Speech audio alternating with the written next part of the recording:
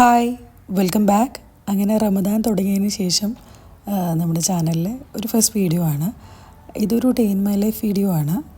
വലിയ കാര്യമായിട്ടുള്ള കാര്യങ്ങളൊന്നുമില്ല, കുഞ്ഞു കുഞ്ഞു വിശേഷങ്ങളൊക്കെയുള്ള ഒരു വീഡിയോ. ഒരു കുഞ്ഞു നോമ്പുതുറയും പിന്നെ നമ്മൾ സുഹൂറിനൊക്കെ പോയിട്ടുണ്ടായിരുന്നു. അപ്പോൾ അതൊക്കെ ഇൻക്ലൂഡ് ചെയ്തിട്ടുള്ളൊരു വീഡിയോ ആണ്. ഇപ്പോൾ ഇവിടെ കുറച്ച് ദിവസമായിട്ട് ഭയങ്കര ക്ലൗഡിയാണ്. ചില ദിവസങ്ങളിൽ ചെറുതായിട്ടൊരു ചാറ്റൽ മഴയുണ്ട്. അപ്പോൾ നമുക്ക് വീഡിയോ നോക്കാം. ഫസ്റ്റ് തന്നെ നമുക്ക് കുറച്ച് ഗ്രോസറി ഷോപ്പിംഗ് ഉണ്ട്. നമ്മുടെ സാധനങ്ങളൊക്കെ കുറച്ചൊന്ന് തീർന്നിട്ടുണ്ട്. കുറച്ച് ഫ്രൂട്ട്സും വെജിറ്റബിൾസും പിന്നെ അങ്ങനെ കുറച്ച് സാധനങ്ങളൊക്കെ വാങ്ങിക്കാനുണ്ട്. അപ്പോൾ നോമ്പിന് രാത്രി ഭയങ്കര തിരക്കാണ് സൂപ്പർ മാർക്കറ്റ്സിലൊക്കെ. അപ്പോൾ രാവിലെ ഇറങ്ങിയതാണ്. പിന്നെ എന്തെങ്ങനെ കാര്യമായിട്ടുള്ള കുക്കിങ്ങൊന്നുമില്ല. കുറച്ച് സ്നാക്സൊക്കെ ഞാൻ ഓൾറെഡി ഉണ്ടാക്കി വെച്ചത് ഫ്രീസറിലുണ്ട്. അപ്പോൾ പിന്നെ നമുക്ക് ഗ്രോസറി പർച്ചേസിന് ഇറങ്ങാമെന്ന് വിചാരിച്ചു. അപ്പോൾ സാധനങ്ങളൊക്കെ വാങ്ങിച്ച് വീട്ടിലെത്തിയിട്ടുണ്ട്. ഇനി ഇതെല്ലാം അറേഞ്ച് ചെയ്തിട്ട് എടുത്ത് വയ്ക്കുക, അതുപോലെ ഫ്രൂട്ട്സും വെജിറ്റബിൾസൊക്കെ കഴുകി വയ്ക്കുക എന്നുള്ളതാണ് വലിയൊരു ടാസ്ക്.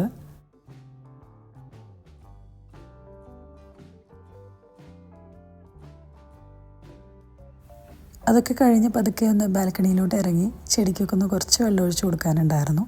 അതൊക്കെ ഒന്ന് ചെയ്തു.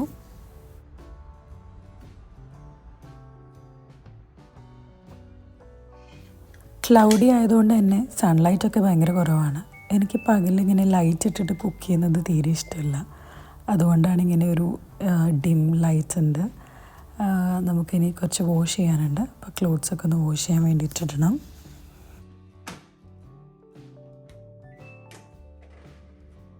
ഞാനൊരു ഉച്ചയാവുന്നതിന് മുൻപേ തന്നെ ഇങ്ങനെ ഫ്രീസറിൽ എന്തെങ്കിലും സ്നാക്സ് ഫ്രീസ് ചെയ്യാൻ വെച്ചിട്ടുണ്ടെങ്കിൽ അതെല്ലാം പുറത്തെടുത്ത് വയ്ക്കും.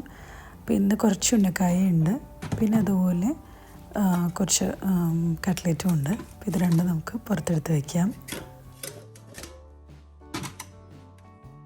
ഞാൻ മീറ്റൊക്കെ ഇതുപോലെ ഓരോരോ കുഞ്ഞി ബോക്സിലാക്കിയിട്ടാണ് കേട്ടോ വയ്ക്കുക. ഇത് ഞാൻ ആൽമണ്ടും കാഷ്യും കൂടി ഇങ്ങനെ പേസ്റ്റ് ചെയ്ത് വെച്ചതാണ്. ഇതും ഇതുപോലെ തന്നെ ആവശ്യത്തിന് എടുക്കും. എന്നിട്ട് കുറച്ച് പാലിൽ മിക്സ് ചെയ്തിട്ട് കലക്കും. ഷുഗറും കൂടെ ആഡ് ചെയ്യണം. വേണമെങ്കിൽ കുറച്ച് നമ്മുടെ ബ്ലാക്ക് കസ്കസും കൂടെ സോക്ക് ചെയ്തിട്ട് ഇട്ട് കൊടുക്കുക. അത് നല്ലൊരു ഡ്രിങ്കാണ്. അപ്പോൾ നമ്മുടെ അലക്കിയ ക്ലോത്ത്സൊക്കെ എടുക്കുക. ഇനി നമുക്കിതൊക്കെ ഒന്ന് ബാൽക്കണി കൊണ്ടുപോയിട്ടിടണം. അത് കഴിഞ്ഞിട്ട് ഞാൻ പതുക്കെ കിച്ചണിലോട്ട് കുക്കിങ്ങിന് കയറിയിട്ടുണ്ട്. വലിയ കാര്യമായിട്ടുള്ള കുക്കിങ്ങൊന്നുമില്ല. നമുക്ക് കുറച്ച് കസ്റ്റേർഡ് ഉണ്ടാക്കണം. കുറേ ദിവസമായി നോമ്പ് തുടങ്ങിയ പിന്നെ കസ്റ്റേർഡൊന്നും ഉണ്ടാക്കിയിട്ടില്ല. അപ്പോൾ അതൊന്ന് ഉണ്ടാക്കിയിട്ട് അതിൻ്റെ ഒരു കസ്റ്റേർഡ് മിക്സ് ഒന്ന് ഉണ്ടാക്കിയിട്ട് വെക്കാം.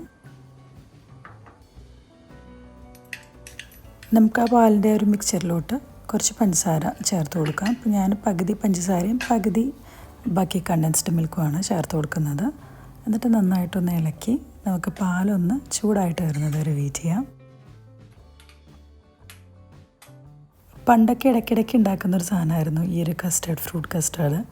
ഇപ്പം അങ്ങനെ ഉണ്ടാക്കാറില്ല. ഇപ്പം നോമ്പിന് മാത്രം ഉണ്ടാക്കുന്നൊരു സാധനമാണ്. അതുകൊണ്ട് തന്നെ ഇതിൻ്റെ പൗഡർ ഒരു റമദാൻ എടുത്തു കഴിഞ്ഞാൽ പിന്നെ അതിന് ശരിക്കും അത് എപ്പോഴും വേസ്റ്റായിട്ട് പോകാറാണ്.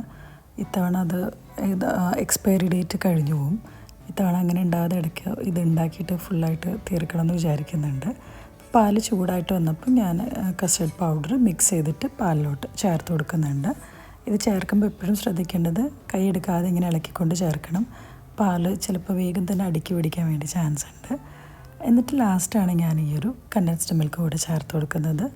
പിന്നെ ഇങ്ങനത്തെ ഷുഗറുള്ള എന്ത് സാധനം നമ്മൾ ഉണ്ടാക്കുമ്പോഴും നിങ്ങൾക്കൊക്കെ അറിയായിരിക്കും, പഞ്ചസാര ഒന്ന് മുന്നിട്ട് നിൽക്കുന്ന രീതിയിൽ വരുമ്പോൾ ഗ്യാസ് ഓഫ് ചെയ്യുക. എന്നിട്ട് അപ്പോൾ തണുത്ത് വരുമ്പോൾ അതിന് മധുരം കറക്റ്റായിട്ട് വന്നോളും. അതല്ലാതെ ആദ്യം തന്നെ കറക്റ്റ് മധുരം ഇട്ട് കഴിഞ്ഞാൽ ചിലപ്പോൾ തണുത്ത് വരുമ്പോൾ മധുരം കുറച്ച് കുറയും. അത് കഴിഞ്ഞിട്ട് ഞാനത് കുറച്ച് ഫ്രൂട്ട്സൊക്കെ ഒന്ന് കട്ട് ചെയ്തിട്ട് വെക്കുന്നുണ്ട്. ഈ ഫ്രൂട്ട് കസ്റ്റേർഡിലേക്ക് നമുക്ക് ഇഷ്ടമുള്ള എല്ലാ ഫ്രൂട്ട്സും ഇടാം. ഞാനിപ്പോൾ ഇവിടെ പൊമഗ്രനേറ്റും പിന്നെ കുറച്ച് ആപ്പിൾസും ഗ്രേപ്സും കൂടെയാണ് ചേർക്കുന്നത്. പണ്ടൊന്നും എനിക്ക് ഗ്രേപ്സ് ഇതിലിടുന്നത് ഇഷ്ടമുണ്ടായിരുന്നില്ല. ഇപ്പം വലിയ കുഴപ്പമില്ല. നല്ല ഗ്രേപ്സ് ആണെന്നുണ്ടെങ്കിൽ, കുറച്ച് മധുരമുള്ള ഗ്രേപ്സ് ആണെന്നുണ്ടെങ്കിൽ ഞാനിപ്പോൾ ചേർക്കാറുണ്ട്. പിന്നെ കുറച്ച് ഡ്രൈ ഫ്രൂട്ട്സും ചേർക്കും. ഞാൻ റൈസിൻസ് ഒന്നും ചേർക്കാറില്ല, കാഷ്യൂ നട്ട്സ് മാത്രമാണ് ചേർക്കാറ്. അതുപോലെ ഞാൻ ഫ്രൂട്ട്സ് എപ്പോഴും അരിഞ്ഞിട്ട് ഫ്രിഡ്ജിൽ വെക്കുമ്പോൾ കുറച്ച് ഷുഗർ സിറപ്പും കൂടെ അതിൽ ആഡ് ചെയ്യാറുണ്ട്. അതുപോലെ തന്നെ ഈ ഒരു കസ്റ്റേർഡിൽ നമുക്ക് കുറച്ച് ഫലൂദ സേവും കൂടി ഇട്ട് കഴിഞ്ഞാൽ നല്ല ടേസ്റ്റാണ്. ഞാൻ ഇന്ന് ഉണ്ടാക്കണം എന്ന് വിചാരിച്ചു, പിന്നെ ലാസ്റ്റിലേക്ക് ടൈം കിട്ടിയില്ല. അപ്പോൾ അതും കൂടെ നിങ്ങൾ ഉണ്ടാക്കുമ്പോൾ അങ്ങനെ ട്രൈ ചെയ്ത് നോക്കിയിട്ടില്ലെങ്കിൽ ഒന്ന് ട്രൈ ചെയ്ത് നോക്കുക. ഇനി നമുക്ക് സെർവ് ചെയ്യാനുള്ള പാത്രങ്ങളൊക്കെ ഒന്ന് എടുത്ത് കഴുകി വയ്ക്കണം. നമുക്ക് കോൺഫ്ലവർ വെച്ചിട്ട് വീട്ടിൽ തന്നെ എളുപ്പത്തിൽ ഫലൂദ സേവ് ഉണ്ടാക്കിയെടുക്കാം. അതിൻ്റെ ഒരു വീഡിയോ ഞാൻ മുമ്പ് ചെയ്തിട്ടുണ്ട്. കാണാത്തവർ അതൊന്ന് കണ്ടു നോക്കുക. ഉണ്ടാക്കാൻ കുറച്ച് എന്താ പറയുക, നല്ല രസമുള്ളൊരു പരിപാടിയാണ്. അത് നമ്മളിങ്ങനെ സ്ക്വീസ് ചെയ്തിട്ട് ഐസ് വാട്ടറിലിട്ട് എടുക്കുക. അങ്ങനെ നമ്മുടെ നോമ്പ് തുറക്കാനുള്ള സമയം ഏകദേശം ഇങ്ങനെ ആയിക്കൊണ്ടിരിക്കുന്നുണ്ട്. ഇനി നമുക്ക് കസ്റ്റേർഡൊക്കെ ഒന്ന് മിക്സ് ചെയ്തിട്ട് എടുക്കണം. ഞാൻ ഫ്രൂട്ട്സ് എപ്പോഴും ഇങ്ങനെ സെപ്പറേറ്റ് ബൗളിൽ വയ്ക്കും, പിന്നെ കസ്റ്റേർഡും വേറെ ബൗളിൽ വയ്ക്കും. എന്നിട്ട് ലാസ്റ്റാണ് ഇതുപോലെ മിക്സ് ചെയ്തിട്ട് വെക്കാറ്. ആദ്യം ഫ്രൂട്ട്സ് കുറച്ചിട്ടു. ഇനി നമുക്ക് കുറച്ച് കസ്റ്റേർഡും കൂടെ അതിൻ്റെ മുകളിലിടാം. പിന്നെ ഒരു ലെയറും കൂടി ഫ്രൂട്ട്സ്, ലാസ്റ്റിൽ കുറച്ചുകൂടെ കസ്റ്റേർഡും, പിന്നെ ടോപ്പിലായിട്ട് നമുക്ക് കുറച്ച് നട്ട്സ്. അങ്ങനെയാണ് ഞാൻ ചെയ്യാറ്. ഈ നട്ട്സിന് പകരം നിങ്ങൾക്ക് വേണമെന്നുണ്ടെങ്കിൽ നമ്മൾ കേക്കിലൊക്കെ ഇടുന്ന ട്യൂട്ടി ഫ്രൂട്ടി ഇല്ലേ, അതൊക്കെ നല്ല കളർഫുള്ളായിരിക്കും. അത് ഇഷ്ടമുള്ളവർക്ക് കഴിക്കാനും നല്ല ടേസ്റ്റായിരിക്കും. അതുകൂടെ മിക്സ് ചെയ്തിട്ട് ഇനി നമുക്ക് നമ്മുടെ നേരത്തെ പുറത്തെടുത്ത് വെച്ചിരിക്കുന്ന ഉന്നക്കായയും പിന്നെ അതുപോലെ തന്നെ കട്ട്ലറ്റും കൂടെ ഫ്രൈ ചെയ്തിട്ടെടുക്കാം. ഇങ്ങനെ ഫ്രീസറിൽ ഫ്രീസ് ചെയ്യുന്ന ഉന്നക്കായും കട്ട്ലേറ്റിലൊക്കെ എപ്പോഴും കുറച്ച് വെള്ളം ഉണ്ടാവും, കാരണം ഐസ് ഒന്ന് വിട്ട് വരുമ്പോൾ. അപ്പം ഞാനത് എപ്പോഴും ടിഷ്യൂവിൽ വെച്ചിട്ട് നന്നായിട്ടൊന്ന് ഉപ്പിയെടുത്തിട്ടാണ് അതൊന്ന് ഫ്രൈ ചെയ്തിട്ടെടുക്കാറ്. കാരണം നന്നായിട്ട് പൊട്ടിത്തെറിക്കാനുള്ള വളരെ ചാൻസസ് ഉണ്ട്. പ്രത്യേകിച്ച് കട്ട്ലറ്റൊക്കെ ഒന്ന് പൊട്ടിപ്പോയിട്ടുണ്ടെങ്കിൽ നന്നായിട്ട് ഗ്യാസിലും എല്ലാ സ്ഥലത്തും ആ എണ്ണ ഇങ്ങനെ തെറിക്കും. അപ്പോൾ ആ വെള്ളമൊക്കെ ഒന്ന് നന്നായിട്ടൊന്ന് ടിഷ്യൂ വെച്ചിട്ട് വൈപ്പ് ചെയ്ത് കളഞ്ഞിട്ട് മാത്രം ഫ്രൈ ചെയ്തിട്ടെടുക്കുക.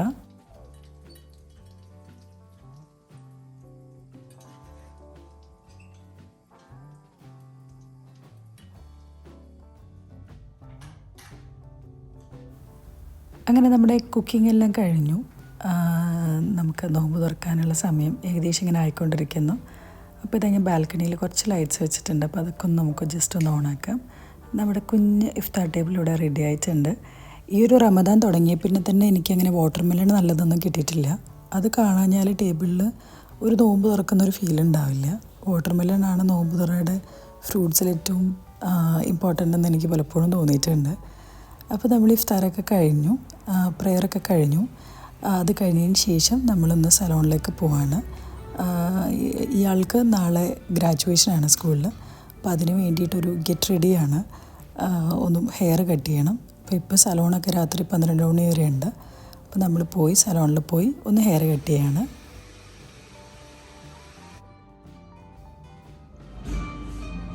അത് കഴിഞ്ഞ് നമ്മൾ രാത്രി സുഹൂർ കഴിക്കാൻ വേണ്ടിയിട്ട് പുറത്തിറങ്ങി. അതാണ് ഞാൻ രാവിലെ പറഞ്ഞത്, എനിക്ക് കാര്യമായിട്ടുള്ള കുക്കിംഗ് ഒന്നും ഉണ്ടായിരുന്നില്ല. ഞാൻ വേറെ സ്നാക്സ് മാത്രമേ കുക്ക് ചെയ്തിട്ടുള്ളൂ. പിന്നെ നമ്മൾ പുറത്ത് പോയി സുഹൂറൊക്കെ കഴിച്ചു. അത് കഴിഞ്ഞിട്ട് ഇപ്പോൾ നിങ്ങളൊക്കെ ഇൻസ്റ്റഗ്രാമിൽ കണ്ടിട്ടുണ്ടാകും ദുബായിൽ കറാമയിലൊരു റമദാൻ മാർക്കറ്റ്.